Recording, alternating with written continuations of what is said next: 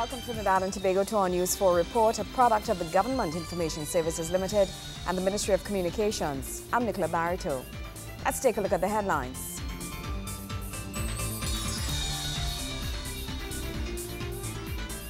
Senator the Honourable Chrislyn Moore is the new Minister of Justice. Trinidad and Tobago continues to push forward the involvement of women in the combat of illicit small arms trafficking. And Tertiary Education Minister says government is determined to expand the limited space to accommodate more medical students. Thank you for joining us. Trinidad and Tobago has a new Minister of Justice. Senator the Honourable Chrislyn Moore was sworn in at Knowsley Building in Port of Spain by Acting President Timothy Hamill-Smith. Ms. Moore, a Tobago-born attorney, is the first Tobagonian to serve on the National Security Council. Minister Moore received her instruments of appointment during a short ceremony at Knowsley. In attendance at the swearing-in ceremony were also fellow Tobagonians, Minister of Tobago Development Dr. the Honourable Delmon Baker and political leader of the TUP, Ashworth Jack. Speaking to the media following her swearing-in, Minister Moore expresses the honour she feels by being asked to serve the people of Trinidad and Tobago. She says it now gives her the opportunity to give back to the country, which has given her so much. This opportunity to serve is an opportunity to honour the various and component parts of my life. By reposing confidence in me, the Prime Minister has affirmed these groups and communities and has confirmed the People's Partnership's commitment to them. This appointment is, of course, an opportunity to give back to Trinidad and Tobago what was so freely given to me: a sense of community, a sense of identity, and a commitment to fairness and justice, a commitment to efficiency, integrity, and moral and spiritual values. I feel certain that when she made this appointment, the Prime Minister, herself a woman of incredible strength of character, considered the part that women play in society, in the world at large, as arbiters in matters foreign and domestic, and as agitators for justice the world over, in the face of utmost difficulty and utter confusion. It is my intention to bring honour to this appointment by bringing honour to the office, to my community, my island Tobago, my village, and my family. Ms. Moore brings with her a vast amount of experience in both civil and criminal law and is assuring the nation that her experience will serve her well to serve the people of Trinidad and Tobago. She believes that her work in the legal profession speaks for itself and justifies her appointment. In my capacity as an attorney at law, I have represented numerous people. As it happens, the competence of my advice and the efficiency of the service that I offered has lent itself to attract a certain type of clientele. It is quite telling that among my clients would have been listed the Attorney General and the Prime Minister. Not many attorneys could boast of a clientele so august. The new Justice Minister also reveals what her first order of business will be in the Ministry of Justice. My first priorities are to really get into the ministry and assess the situation on the ground, and after that commit to moving the ministry forward, reforming the criminal justice process, and continuing where my predecessor left off. Gregory McBurney, News 4. This country continues to push forward the involvement of women in the combat of illicit small arms trafficking. A high-level forum on the issue was held at the United Nations headquarters in New York. Foreign Affairs Minister the Honourable Winston Dukaran hosted discussions on women, disarmament, non-proliferation and arms control on behalf of Prime Minister the Honourable Kamala Prasad Bissessa. He also pledged this country's support in working with the UN in its fight against the illicit trade in narcotics, small arms and light weapons, as well as transnational organized crimes. Foreign Affairs Minister Winston Dukaran says much work continues to be done in the region in the fight against illegal weapons.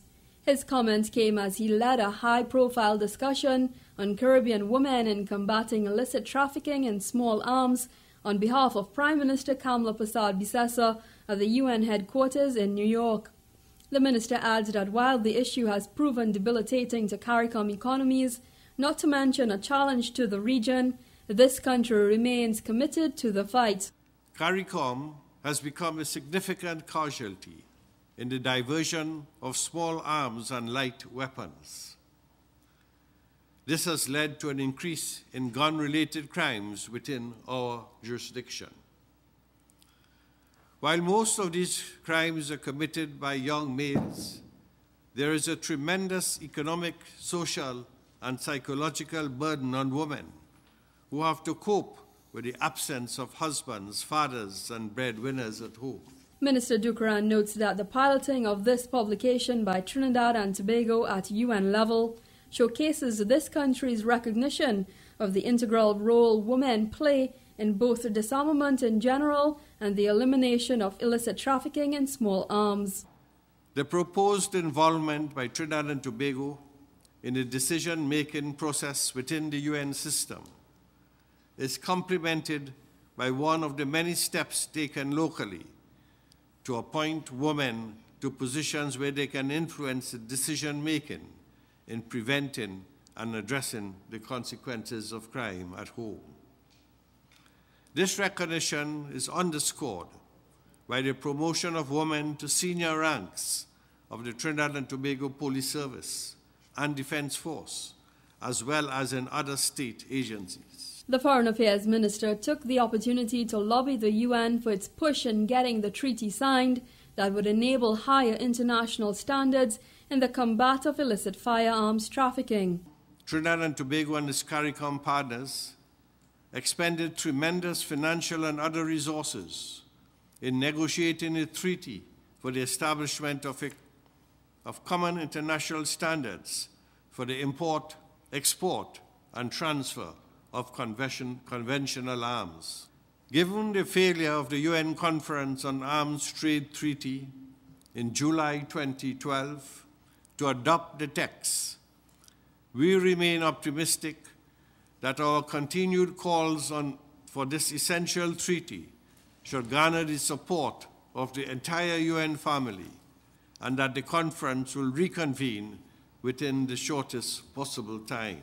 Meanwhile, Trinidad and Tobago came in for high praise for its proposals on the issue from Australian Foreign Affairs Minister Bob Carr. I start by commending Trinidad and Tobago for being at the forefront of this agenda. I think it's an admirable initiative and Australia is honoured to be associated with it. But let's acknowledge with the region what the Caribbean has done, leading by example on the ground. The United Nations Regional Center for Peace, Disarmament and Development in Latin America and the Caribbean notes in recent publications that there has been a significant increase of female professionals from armed forces, police, civilian ministries and civil society who are now well equipped to engage in combating illicit trafficking in small arms at the local, national and regional levels. Kimberly Ramkalawan, News 4. News 4 continues after the break. Stay with us.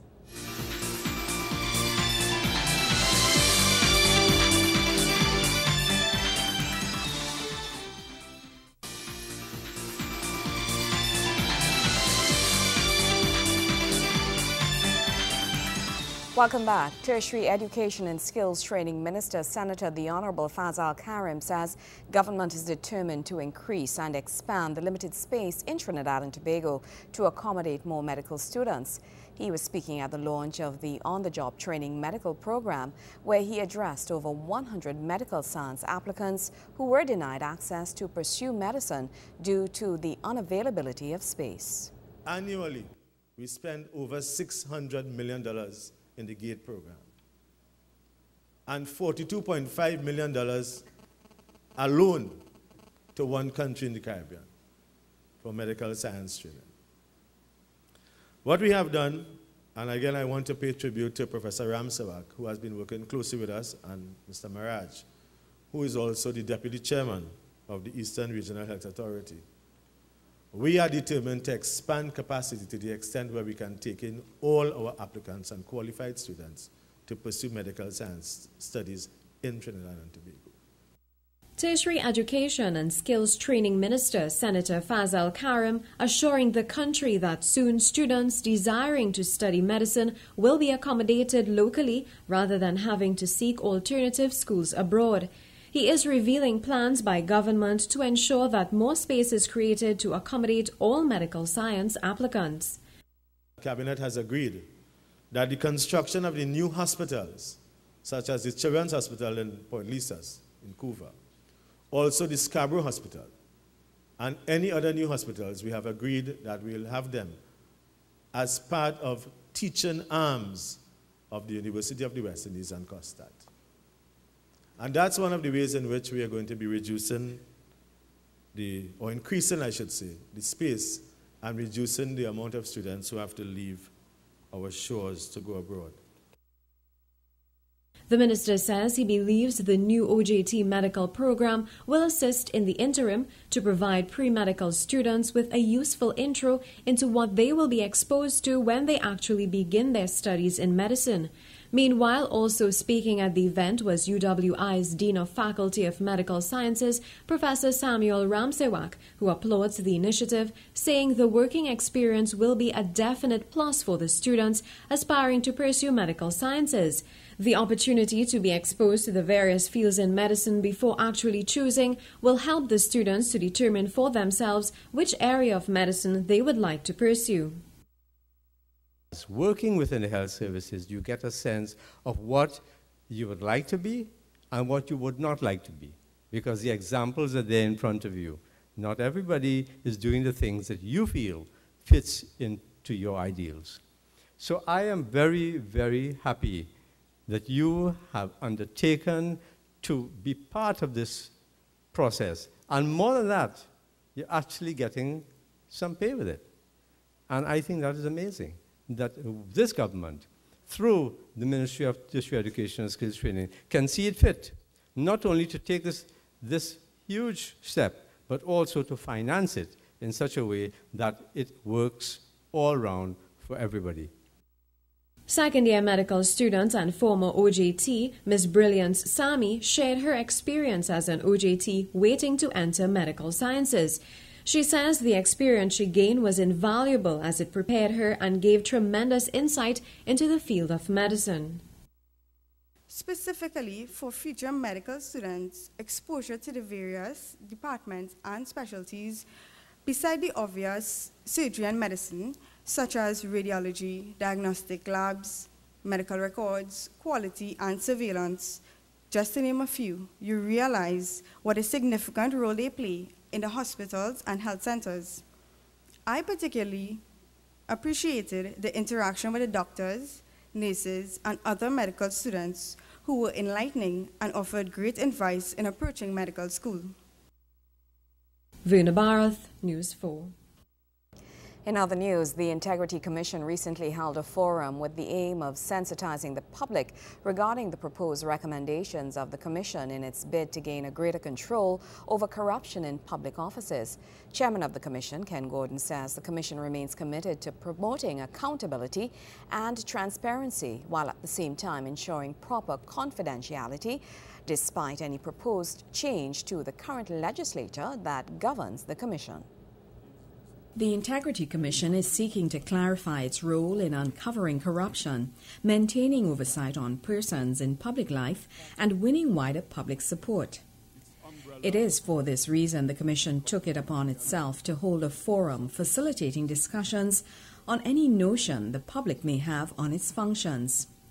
Chairman of the Integrity Commission, Ken Gordon, says the aim is to maintain an oversight on persons in public life. However, he urges the public not to be dismayed by the level of confidentiality the Commission operates.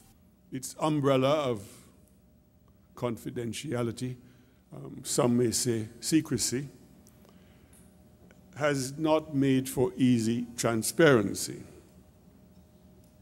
But there is a middle road which we hope to find. One which will, on the one hand, ensure that we conform with the rigid demands for protecting the confidentiality of people's affairs.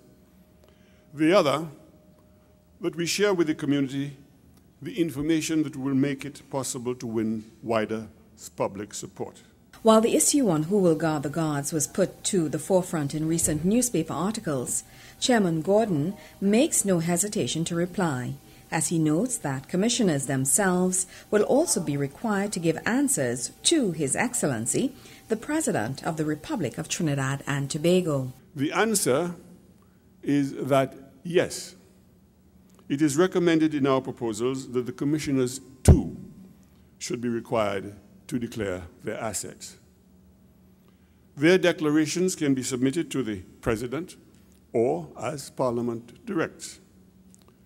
Additionally, we have proposed a review and increase in the schedule of persons in public life. Commissioner Neil Rawlingson gives an outline of the list of recommendations the Commission has proposed in its review of the Act which currently governs public life.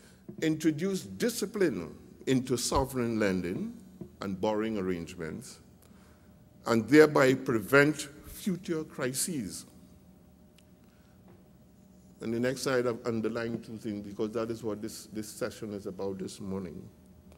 Strengthen local democratic institutions by empowering them to challenge and influence elites. Under the Integrity in Public Life Act 2000, which establishes the Integrity Commission of Trinidad and Tobago, gives the authority to regulate the conduct of persons exercising public functions while preserving and promoting the integrity of public officials and institutions.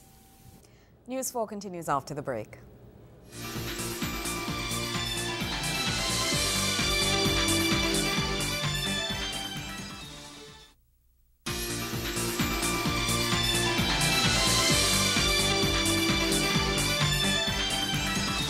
The Couva North and Roystonia communities now have their very own community centre. The $5 million facility was officially opened on the weekend and is expected to be the centre of much activity in the area. Community Development Minister, the Honourable Winston Gypsy Peters, spoke at the opening and says he hopes those within the entire Caroni district will use the facility to help them grow and develop as a strong and viable community. For over 15 years, residents of Couva North Gardens, Roystonia and surrounding areas have been appealing to the relevant authorities to open up their community centre. Community events and sporting competitions could not be held, and the Couva North Gardens Community Council had no venue to host its meetings and social development programs. Finally, after numerous appeals to MPs, councillors and even sports ministers, the community of Couva North and Roystonia are expressing gratitude for their brand new facility. Speaking at the opening ceremony was Community Development Minister Winston Gypsy Peters, who says the facility cost over $5 million. Through the work of the contractors SL Limited and the National Commission for Self-Help Company Limited, Roystonia Couva has a new community centre at the cost of approximately $5.6 million. You will see that this fully air-conditioned facility offers a training kitchen, computer lab, general purpose room, and we are standing on solid teak, a teak stage with changing rooms for performers, space for a gym and other amenities, rooms where classes under the community education program SEP can be conducted. Minister Peters also outlined some of the activities he hopes will take place at the facility. He says these avenues exist for the all-round development of the community as well as income generation for the centre's maintenance. My hope is that this center will be utilized as a homework center for students, a space for the elderly to fraternize, and a comfortable place where parents can host support group meetings. The Community Mediation Service Division will be more than happy to help in this area. Performing arts groups can also make use of these facilities for rehearsals and to host their own shows. And for this, I can tell you that the competent and experienced expertise that we have in our best village officers can indeed help will indeed help you in this respect. Also speaking at the event was Couva North MP Ramona Ramdial, who says she is delighted that her constituents can finally enjoy the luxury of their very own community complex they waited on for so many years. She also highlighted the numerous communities the centre will serve. This community centre is going to be serving the catchment area of Couva proper. And when I say Couva proper, I identify Carly Bay, Perseverance, Couva, of course, the Roystonia community, and the Couva Phase Gardens, the community gardens, Phase 1, 2, and 3. So it services a wide catchment area, and therefore, as the authority, and I refer to the Ministry of Community Development, we have decided to name this community centre the Couva Roystonia Community Centre. These overjoyed residents say they are elated that they can finally host their events at their very own facility. I'm very, very happy that this community center is being constructed or has been constructed. I can't wait to use it. It is probably one of the most needed things for this area. We have been waiting for longer than almost 10, 12 years now for this community center to be open. I really want to thank the stakeholders who assisted in getting it done. And of course, I can't wait to see some theatre, I can't wait to see some dance and other things within this community centre at this point in time. As a council, we normally have meetings at other persons' home, other residents. So they, give us they open their doors to us for us to have meetings every month and even to organize treats for the children. We normally have Christmas parties and stuff like that, so we normally have to have it outdoors in an open area, whereas it could have been right here, in this environment. But it has been an inconvenience to some, but we are pleased that after all these years for lobbying for it to be opened, that it has been open at this time. Vuna Bharat, News 4. When we come back, the Trinidad and Tobago Film Festival. Stay with us.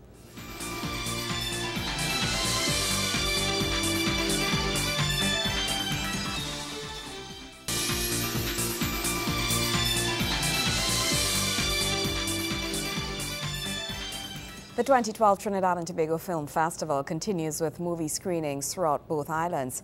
However, behind all the glitz and glamour of the movie screenings is another aspect of the festival which many filmmakers and film students alike have enthusiastically embraced. Local filmmakers, film students, and local film industry stakeholders were recently given the opportunity to listen to the views and experiences of several local, regional, and international filmmakers at a panel discussion hosted by the Trinidad and Tobago Film Festival. The panel discussion took place at the Carlton Savannah Hotel in St. Anne's and is part of the 2012 Trinidad and Tobago Film Festival. The 8 panelists, who hail from not only Trinidad and Tobago, but also Jamaica, France, Lebanon, India, the United States, Puerto Rico, and Haiti, all discussed various aspects of the independent filmmaking industry, from the financing to the marketing and distribution of their films. The filmmakers on the panel also discussed their documentaries, many of which most Trinidadians can relate to on some level. The lone Trinbagonian on the panel, Marielle Brown, spoke at length about her documentary on Trinidad and Tobago's first Prime Minister, Dr. Eric Williams. The film follows Dr. Williams' career from professor to politician right up to his death. Brown explains that the documentary titled Inward Hunger, The Story of Eric Williams, is a groundbreaking look at his life, his career, and him as a person, his dreams and aspirations. Inward Hunger is a really sort of in-depth look at a complex and interesting man who was at once enormously optimistic and then once kind of shattered, determined to hold on to political power.